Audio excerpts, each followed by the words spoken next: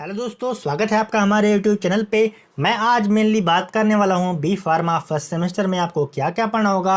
अगर आप ये वीडियो देख रहे हैं तो आई एम श्योर आपने बी फार्मा में एडमिशन ले लिया है या बी फार्मा में एडमिशन लेने की सोच रहे हैं, तो आप बिल्कुल सही जगह पे आए हैं। दोस्तों, मैं आपको बता दूं कि पीसीआई की न्यू सिलेबस आई थी 2017 में, तब से ही वही सेम सिलेबस चल रहा है ऑल ओवर इंडिया में। दोस्तों, एग्जाम्पल के तौर पे एक बच्चा जो है यो यूपी के किसी कॉलेज में एडमिशन लेता है और एक बच्चा जो है महाराष्ट्र के किसी कॉलेज में एडमिशन लेता है, तो दोनों लोग को एक ही सिलेबस पढ़ाया जाएगा। इसमें कोई बदलाव नहीं है जब से ही 2017 से नया सिलेबस आया है। और दोस्तों, आपको बताने वाला हूँ कि आपको कितने मार्क्स लाने होंगे तब जाके आप पास हो पाएंगे, तो आखिरी तक जरूर देखिए ये वीडियो। तो चलिए शुरू करते हैं अपने वीडियो को।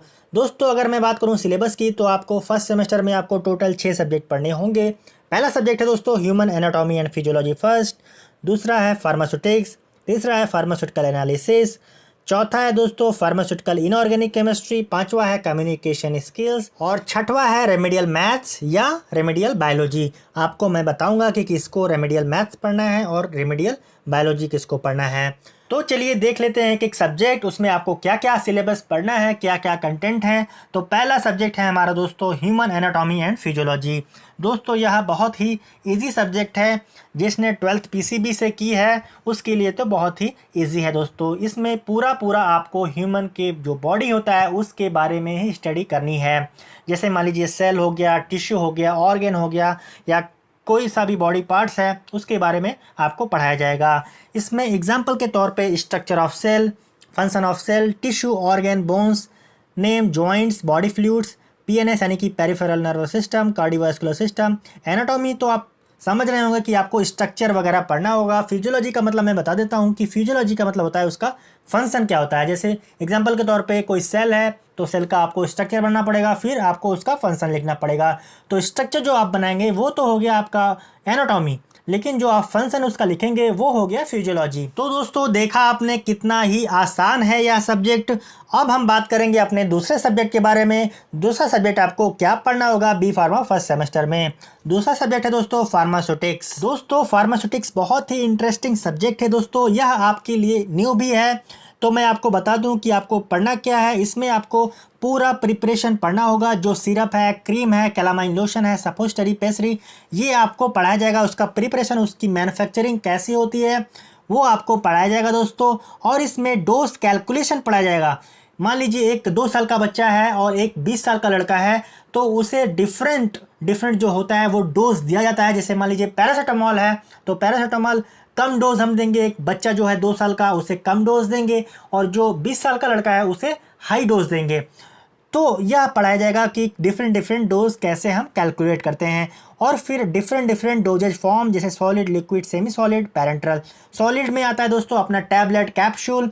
अगर लिक्विड की बात करूं तो इसमें आता है दोस्तों इमल्सन, सस्पेंशन और आपका सिरप्स, ये सब आता है। और सेमी सॉलिड की अगर मैं बात करूं तो दोस्तों यहाँ पे आता है आपका ऑइंटमेंट, क्रीम, ये सब सेमी सॉलिड में आता है। और पैरेंट्रल वो होता है दोस्तों जो इंजेक्शन जो डायरेक्टली हमको सिस्टमिक सर्कुलेशन में लगाया जाता है, उसे पैरेंट्रल डोजेज फॉर्म बोलते हैं। इसके अलावा आपको लेबलिंग, प्रिस्क्रिप्शन, ये सारी जो बातें हैं वो पढ़ाई जाएगी। और जब आपका लैब होगा तो उसमें ये सारी चीज़ आपको बनानी होगी। तो अब हम बात करेंगे अपने तीसरे सब्जेक्ट के बारे में। तीसरा सब्जेक्ट है दोस्तों फार्मास्यूटिकल एनालिसिस। दोस्तों, फार्मास्यूटिकल एनालिसिस बहुत ही इंपॉर्टेंट सब्जेक्ट है और इसको बिल्कुल भी लाइटली नहीं लेना है।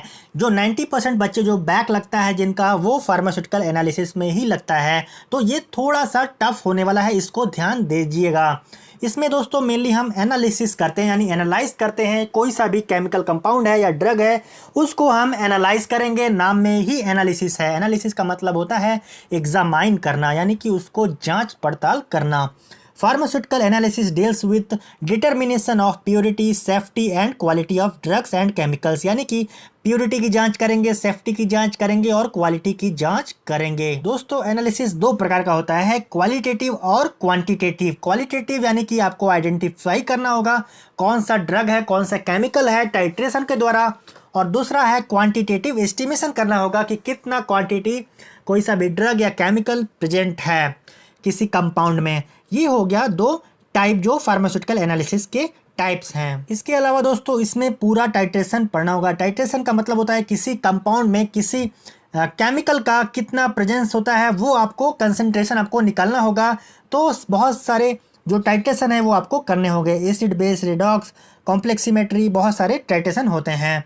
तो ये हो गया फार्मास्यूटिकल एनालिसिस। अभी हम बात करेंगे अपने चौथे सब्जेक्ट के बारे में। चौथा सब्जेक्ट हमारा है pharmaceutical inorganic chemistry. Pharmaceutical inorganic chemistry दोस्तों आपके लिए सुपर इजी होने वाला है। आपने 11th-12th में तो इनऑर्गेनिक केमिस्ट्री पढ़ाई होगा, तो उसी से रिलेटेड थोड़ा बहुत है। तो हम देख लेते हैं इसमें कि आपको क्या क्या पढ़ना होगा। Pharmaceutical inorganic chemistry deals with elements about their preparation, standards of purity, test for identification, limit test to be perform for determining the quality extent of purity. यानी कि दोस्तों आपको एलिमेंट्स के बारे में पढ़ा जाएगा, उसकी प्योरिटी क्या होती है और उसको आइडेंटिफाई कैसे करेंगे, उसको पहचानेंगे कैसे। और इसमें लिमिट टेस्ट पढ़ा जाएगा दोस्तों, बहुत सारे लिमिट टेस्ट होते हैं, क्लोराइड का होता है, आयरन का होता है, ये सारे आपको डिटेल्स में पढ़ा जाएगा। इसमें इम्प्योरिटी के बारे में पढ़ा जाएगा। फार्मास्यूटिकल सब्सटेंस में आपको इम्प्योरिटी का पता लगाना होगा और कौन कौन से इम्प्योरिटी प्रेजेंट होते हैं उसका आपको पता लगाना होगा। इसके अलावा दोस्तों आपको जीएमपी पढ़ना होगा, एसए पढ़ना होगा, मेडिसिनल यूजेस ऑफ कंपाउंड्स पढ़ना होगा। यानी कि एक कंपाउंड दिया रहेगा, उसको आपको डिफरेंट मेथड से आपको बनाना होगा, उसी को जीएमपी बोलते हैं, जनरल मेथड ऑफ प्रिपरेशन। उसका एसए लिखना होगा और उसका मेडिसिनल यूजेस लिखना होगा दोस्तों। एग्जांपल के तौर पे antacid, haematinics, emetics, dental products etcetera. Antacid आप पता होगा दोस्तों, ये जो पेट में हमारा एसिड बढ़ जाता है उसके लिए हम एंटासिड लेते हैं। हेमाटिनिक्स जो खून बढ़ाने के लिए, ब्लड बढ़ाने के लिए हम आयरन सप्लीमेंट लेते हैं, वही हो गया हेमाटिनिक्स। और एमेटिक्स होता है दोस्तों अगर हम कोई सा पॉइजन सब्सटेंस ले लेते हैं अपने अंदर, तो बॉडी से बाहर निकालने के लिए हम इमेटिक्स लेते हैं, वो बाहर वोमिट कर देता है। और डेंटल प्रोडक्ट्स आपको पता है दोस्तों, वो जो दांत में यूज़ होते हैं। तो ये हो गया दोस्तों फार्मास्यूटिकल इनऑर्गेनिक केमिस्ट्री। तो बहुत ही इंटरेस्टिंग होने वाला है, बहुत ही आसान होने वाला है। पांचवा सब्जेक्ट मैं बात करूंगा दोस्तों यहाँ पे कम्युनिकेशन स्किल। दोस्तों कम्युनिकेशन स्किल्स का मतलब आपको पता होगा, मोस्ट ऑफ दी स्टूडेंट्स जो होते हैं उनको पता होता है कम्युनिकेशन स्किल क्या होता है, या टोटली रिलेटेड होता है इंग्लिश से, और आप बेटर वे में कैसे कम्युनिकेट कर सकते हैं एक पर्सन से। तो यह सब आपको पढ़ाया जाएगा दोस्तों। इसमें ग्रुप डिस्कशन कराया जाएगा, इसमें डिबेट्स कराया जाएगा, आपको टॉपिक दिया जाएगा, उसके बाद आपको प्रिपरेशन के लिए टाइम दिया जाएगा 2-3 दिन, और उसके बाद आपका डिस्कशन होगा क्लास में अपने दोस्तों के साथ, प्लस डिबेट्स होंगे। और इसमें आपको इंटरव्यू स्किल्स सिखाए जाएंगे। जैसे आप जब बी फार्मा पास कर लेंगे उसके बाद आप इंटरव्यू में बैठेंगे तो आप कैसे बेटर वे में कम्युनिकेट करके उस इंटरव्यू को क्रैक कर सकते हैं आसानी से। और इसमें सिखाया जाएगा आपको इफ़ेक्टिव ईमेल राइटिंग, यानी कि ईमेल जब प्रोफेशनल जो ईमेल राइटिंग होती है वो सिखाया जाएगा आपको। और इसमें प्रेजेंटेशन कैसे देते हैं वो सिखाया जाएगा। तो बहुत ही हेल्पफुल होने वाला है यह सब्जेक्ट। अभी हम देख लेंगे अपना नेक्स्ट जो सब्जेक्ट है उसके बारे में, रेमेडियल मैथमेटिक्स। मैं आपको बता दूं अगर आपका पीसीबी था 12th में तो आपको रेमेडियल मैथमेटिक्स पढ़ना पड़ेगा। तो रेमेडियल मैथमेटिक्स में आपको basic maths, partial fraction, matrix वगैरह पढ़ाया जाएगा। बहुत ही आसान होगा, कोई टेंशन लेने की ज़रूरत नहीं है।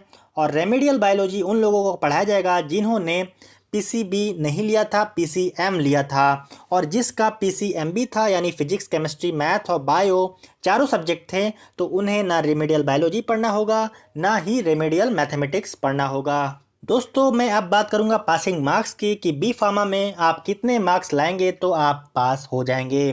तो मैं यहाँ पे अगर मैं बात करूँ थ्योरी सब्जेक्ट की, तो थ्योरी में आपको 50% मार्क्स लाना होगा, लेकिन उसमें भी कंडीशन है। और प्रैक्टिकल में भी 50% मार्क्स लाने होंगे। अभी हम बात कर लेंगे कि एक्सटर्नल एग्ज़ाम जो होता है, एक पेपर 75 मार्क्स का होता है मैक्सिमम, उसमें मिनिमम आपको 40% यानी 30 मार्क्स लाने होंगे।